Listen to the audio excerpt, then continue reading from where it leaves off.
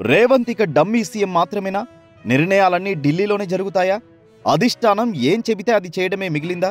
ఒకవేళ ధిక్కరిస్తే మొదలుకే మోసం రానుందా? తెలంగాణలో రాజకీయాలపై ప్రస్తుతం ఈ చర్చ జరుగుతోంది. మొన్నటికి మొన్న ఎమ్మెల్సీ ఎన్నికలలో కాంగ్రెస్ మద్దతిచ్చిన అభ్యర్థులు ఓటమి పాలవడంతో ఆ పార్టీ అప్రమత్తమైంది. అంతకు ముందే ఇన్ఛార్జిగా వచ్చిన మీనాక్షి నటరాజన్ ఇదంతా గమనించి కాంగ్రెస్ పెద్దలకు అసలు సంగతి చెప్పేశారట. దాంతో రాష్ట్ర నేతల మాట చెల్లుబాటు కావడం లేదట. ఇటీవల ఎమ్మెల్యే కోటా ఎమ్మెల్సీల విషయంలో రేవంత్ రెడ్డి రికమెండ్ చేసిన జాబితా ఒకటైతే, అనూహ్యంగా ఢిల్లీ నుంచి వచ్చిన జాబితాలో పేర్లు మారిపోయాయి. ఇదే అంశాన్ని ఆ పార్టీ సీనియర్ సభ్యుడే వెల్లడించి విస్తుపోయాడట. ఇదే అంశం ఇప్పుడు కాంగ్రెస్ పార్టీలో చర్చనీయాంశంగా మారింది. వాస్తవానికి మీనాక్షి నటరాజన్ ఇన్ఛార్జిగా రాగానే హస్తం పార్టీలో గుబులు ప్రారంభమైంది. కోటరీలు ఇక చెల్లవని హెచ్చరించేశారు. దీనికి తోడు ఇతర పార్టీల నుంచి వచ్చి చేరిన వారికి ఏమాత్రం ఛాన్స్ ఇవ్వరాదని చెప్పేశారట. దీంతో కాంగ్రెస్లోకి వలసలు ఆగిపోయాయి. ఇతర పార్టీల నుంచి వచ్చిన వాళ్లు కూడా పునరాలోచనలో పడ్డారట.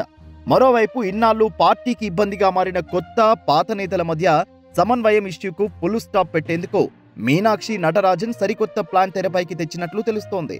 పార్టీలో ఎప్పటినుంచో ఉన్నవారు, ఎన్నికలకు ముందు చేరినవారు, పార్టీ గెలిచాక పంచన చేరినవారు అనే 3 గ్రూప్ ఫార్ములా అమలు చేసి పార్టీలో నేతలకు పదవుల విషయంలో కొత్త విధివిధానాలు అమలు చేసే యోచనలో ఉన్నట్టు తెలుస్తోంది. త్వరలోనే పార్టీలో నామినేటెడ్ పోస్టుల భర్తీ, పార్టీ పదవులు భర్తీ చేయాలని పార్టీ హైకమాండ్ భావిస్తున్న నేపథ్యంలో రేవంత్ మార్కు పూర్తిగా ఉండకపోవచ్చనే వార్తలు వస్తున్నాయి. వాస్తవానికి మంత్రివర్గ విస్తరణ, నామినేటెడ్ పదవుల పంపకం లాంటివి ఎప్పటి నుంచో పెండింగ్లో ఉన్నాయి. దీనిపైనే పలుమార్లు ఢిల్లీకి వెళ్లి సంప్రదింపులు జరిపినప్పటికీ అధిష్టానం నుంచి ఆమోదం రాలేదు. ఇప్పుడు మీనాక్షి నటరాజన్ అదే పనిగా పార్టీ వ్యవహారాలపై పట్టు బిగించడంతో ఇక అంతా ఆమె చేతుల్లోకి వెళ్లిపోయిందంటున్నారు. పాలనాపరమైన వ్యవహారాలు మినహా పార్టీ వ్యవహారాలు, పదవులు లాంటివి రేవంత్ చేతిలో లేవని అంటున్నారు. అందులో భాగంగానే కేబినెట్ విస్తరణ కూడా రేవంత్ చేతిలో లేదని చెబుతున్నారు. కేవలం సిఫారసు చేయడమే ఆయన వంతవుతుందని, చక్రం తిప్పడం, అవసరమైతే పేర్లు మార్చేయడం పార్టీ ఇన్ఛార్జి చేతిలో ఉంటుందని చెబుతున్నారు. కాకపోతే ఇదంతా పార్టీ అంతర్గత వ్యవహారం కాబట్టి అధిష్టానం టిక్కు పెట్టిన వారిని ప్రకటించడం, శాలువాలు కప్పడం రేవంత్ రెడ్డి చేయగలరు అంతే. ఒకవేళ అసంతృప్తి వెళ్లగక్కినా ఫలితం ఉండదు. ఇప్పటికే ఢిల్లీ కాంగ్రెస్ అగ్రనేతలతో పరిచయాలున్న కొందరు పార్టీ నేతలు రేవంత్ రెడ్డిపై చాడీలు ప్రారంభించారు. ఆయన ప్రధాని మోదీ కొమ్ము కాస్తున్నారని పార్టీ పెద్దల చెవిన పడేశారట.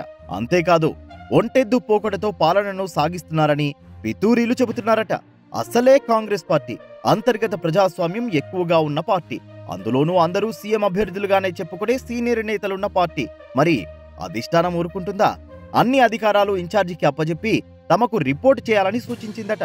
అదే నిజమైతే రేవంత్ సీఎం అయితే రిమోట్ కంట్రోల్ మీనాక్షి చేతిలో ఉన్నట్టే లెక్క.